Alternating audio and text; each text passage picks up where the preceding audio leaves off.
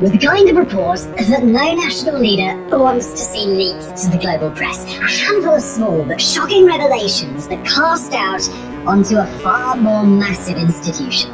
On the 6th of January 2024, the Bloomberg media company revealed that according to multiple intelligence sources, widespread corruption within the Chinese armed forces has compromised China's military so badly that it's an open question whether China could even fight a war if it chose to. The news breaks just weeks after a major purge closed out 2023 at the head of the Chinese Communist Party, and amidst a rapidly evolving geopolitical situation in East Asia and beyond. So in today's special episode of War Graphics, we're going to dig into the Bloomberg report and attempt to assess just how bad China's military problems really are, what's gone wrong, what China can do about it, and how this single small piece of news might have dashed China's global ambition for years, if not decades to come. To purge the revelations. At the highest level of China's internal politics, the events of Tuesday, October 24th, 2023 were both earth-shaking for the CCP and entirely unsurprising from the perspective of an outside observer. On that date, Chinese President Xi Jinping made it official. After a short tenure in his post, Minister of National Defense Li Shangfu was out of a job, along with State Councillor and former Foreign Minister Qin Gang.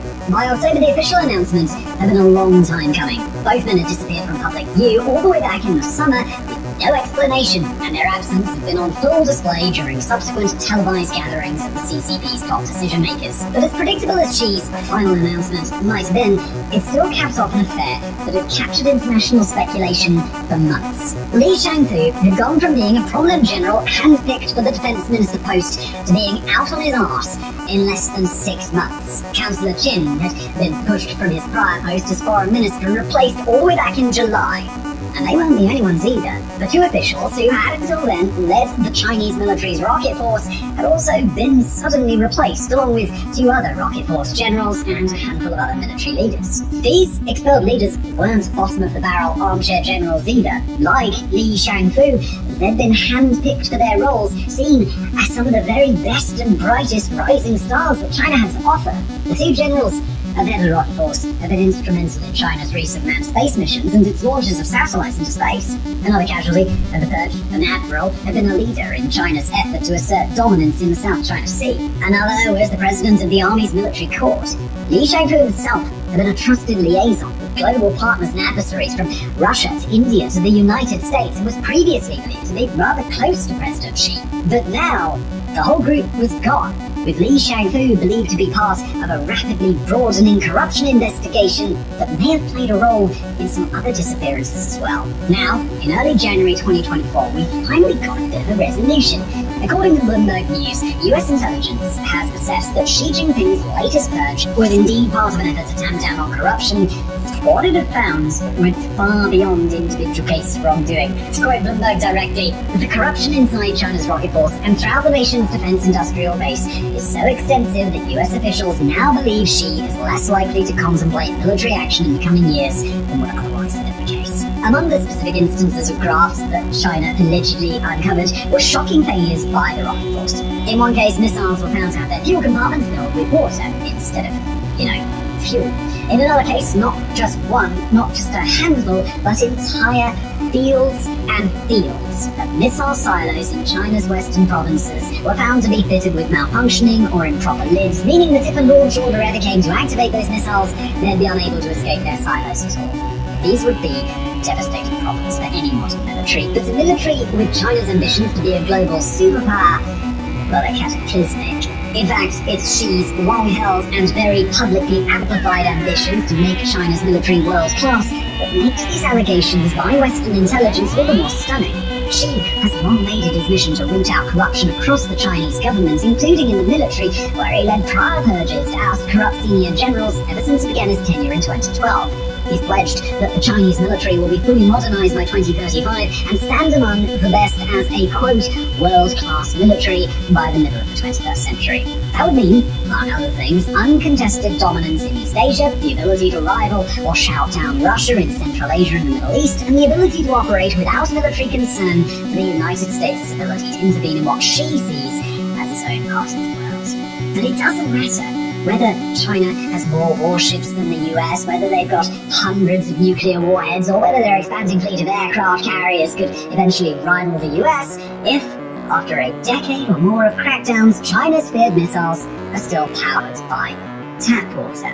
And amidst the Bloomberg revelations, other sources have suggested that similar acts of official graft within the military have been commonplace for years. According to an article published by Radio Free Asia, one former lieutenant colonel of the Chinese Navy described instances in which Air Force personnel had taken chunks of solid missile fuel and burned the stuff in order to cook traditional Chinese hot pot food. Said the former official Yao Cheng to Radio Free Asia Mandarin, "When I was in the military, we would drain fuel from aircraft fuel tanks for cooking, which burns green and has no smell at all. We would eat hot pot. We would take out the solid fuel in the missiles piece by piece because there were insufficient supplies."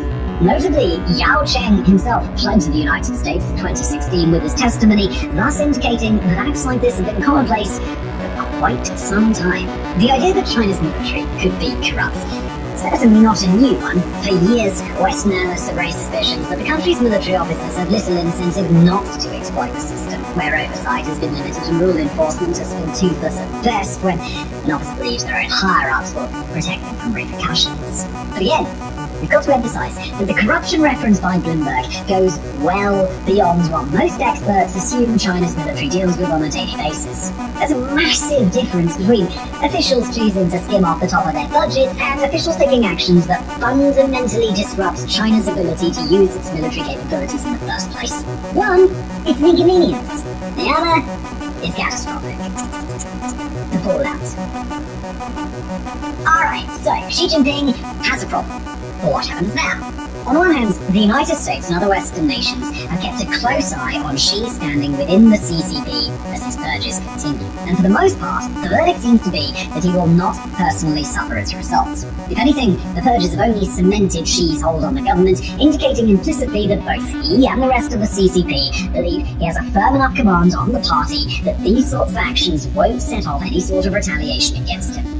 Not only that, but the willingness of other Chinese officials to stand by and allow these corruption investigations to take place suggests widespread support of Xi's focus on enhancing China's military capabilities in the long run. On the other hand, though, these revelations are a critical blow to China's military readiness overall.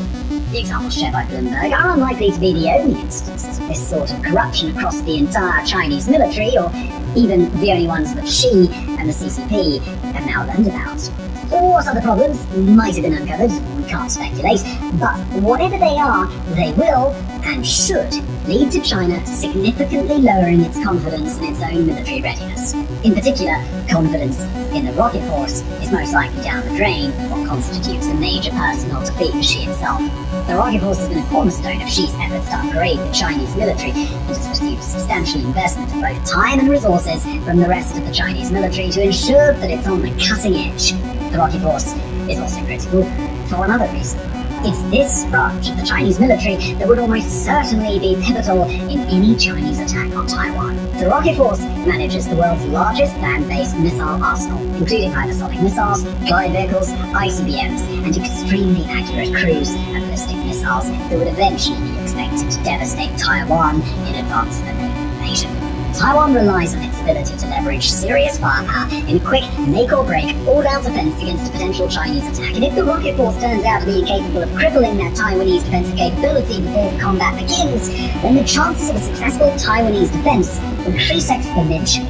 The CCP is, by now, well aware of just how devastating this sort of failure would be. They need only to look at their neighbour Russia, where the extent of its large-scale military corruption was revealed only after the Russian military proved vastly less capable than expected in its initial invasion of Ukraine. With the rocket force thoroughly compromised, China would have little hope of avoiding the same fate, meaning that any decision to invade Taiwan would now result in a far bloodier and more protracted invasion than China would have previously expected. And fixing this problem isn't so simple as draining out the fuel compartments of the impacted missiles and refilling them. Instead, the problem China now faces is one of endemic, deep-rooted corruption that will take years to come back from. Take the other problem reported by Bloomberg, a widespread problem with China's missile silos that would prevent its missiles from launching. Fixing the silos themselves will take a while, no matter what, but tack on the time it will take to manufacture and ship large, complicated replacement parts even before installing them, and China's basically looking at a very long timeline before these silos become dependable. And most importantly, we'll say again, these are just the problems that the West knows about. How many other situations there might be, we simply don't know.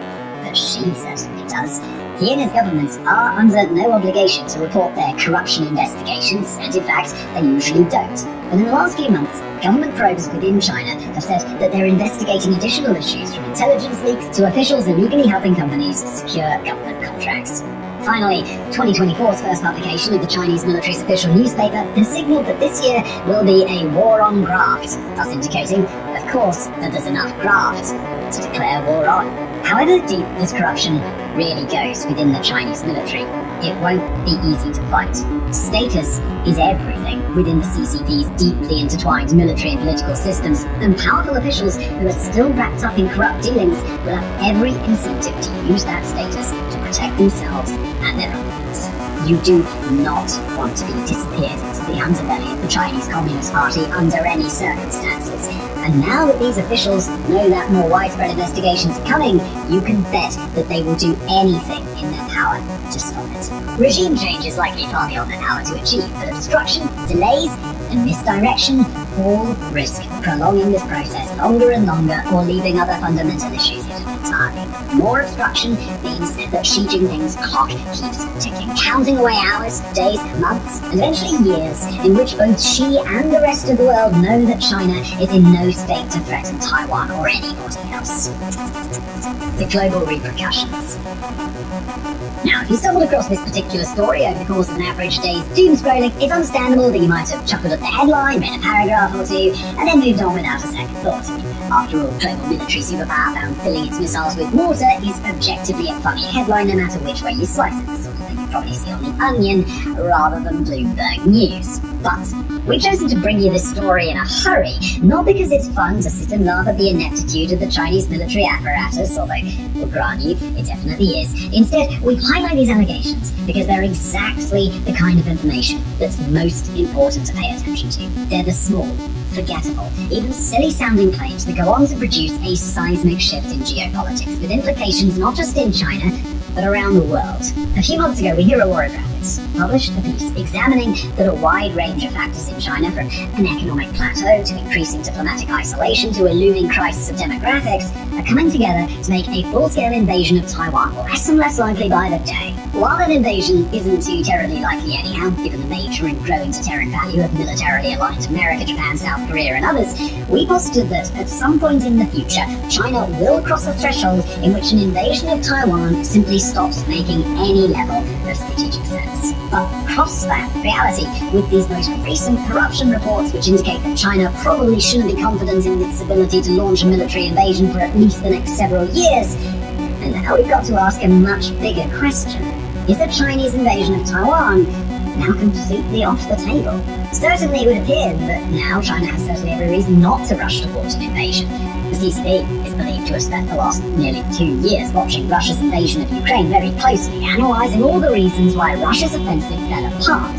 And now, it would take a certain level of delusion to avoid drawing parallels between Russia and China's own stunning corruption issues. Again, this kind of corruption in the national military is not unusual around the globe, but there is a massive difference between a military that exists mostly to help a third world dictator in a dick-measuring contest, and one that intends to overwhelm a regional military powerhouse like Taiwan in a shock and awe lightning offensive. That latter option just isn't going to happen. And with both Xi and the entire CCP known to be far more cautious about military action than Vladimir Putin's Russia has ever been, then it's very unlikely that China is going to try and launch an invasion before fixing its myriad issues. But if that invasion can't happen, then the CCP is immediately in a position where it's got to do some major rethinking of its long-term plans. There are a variety of elements of China's global ambitions that, by current thinking, cannot happen unless they're preceded by a successful Taiwan invasion, up to and including the ability to assert dominance in the South China Sea. So too does China's implicit threat of large-scale violence against its maritime neighbour become a whole lot less believable. After all, even if some of China's missiles are locked, loaded and ready to go, the broader issues in the military are such that China can't risk any sort of escalation that could put it on a path to a major war. Again, China has been a militarily cautious nation for decades, in a way that is fundamental to its political institutions and its military proper. Without that threat of escalation, without a credible claim that a Taiwan invasion is on its way, Beijing is at serious risk of losing a large portion of its foreign policy toolkit. For example, it gets a lot harder to get the United States to spend increasingly ridiculous sums on its own defense apparatus to deter China if China stops looking like an adversary who needs to be deterred. It gets a lot harder to look menacing in front of Japan or South Korea if the missiles, airplanes, and ships that are supposed to devastate those nations in times of war instead don't seem to be functioning. And with that change, China's adversaries in East Asia and across the global West now have an opportunity to either take some breathing room on defense or otherwise shore up global pacts, alliances, and military capabilities in a way that sees China hemmed in for good. And indeed, that latter option may be precisely what's happening now. The United States, Japan, South Korea, Taiwan, Vietnam, the Philippines, Indonesia, and Australia have all been presenting an increasingly unified front in the last few months, broadening their patchwork of defense treaties and collaborative military relationships. South Korea has firmed up its ties with both NATO and non-NATO nations as a growing global arms supplier, while both South Korea and Japan have increasingly enmeshed themselves into the Five Eyes intelligence network between Australia, the US, the UK, Canada, and New Zealand. Meanwhile, China has been alienated from many of its global partners around the world as its policy of debt-trap diplomacy continues to lose steam, and Russia remains persistent in attempting to chart its own independent course. Putting aside China's short-term expansion in the South China Sea, the broader momentum in the region appears to be a slow, steady shift toward the global West. At exactly the wrong time for the news to come out that China's prodigious military power isn't in any state to pose a threat.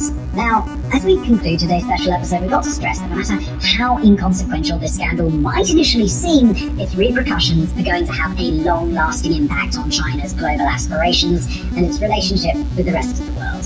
The allegation that China's missiles are filled with water is an eye-catching news story, but it's not the story. The real story is one of widespread, pervasive corruption, where fuel-drained missiles, manufacturing silos, are just the tip of the iceberg.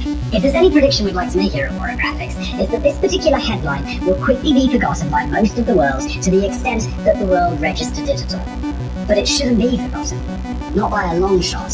Sometimes it's the small, forgettable moments like these that set off a much larger cascade of geopolitical change. And we've got a sneaking suspicion that this is one such moment.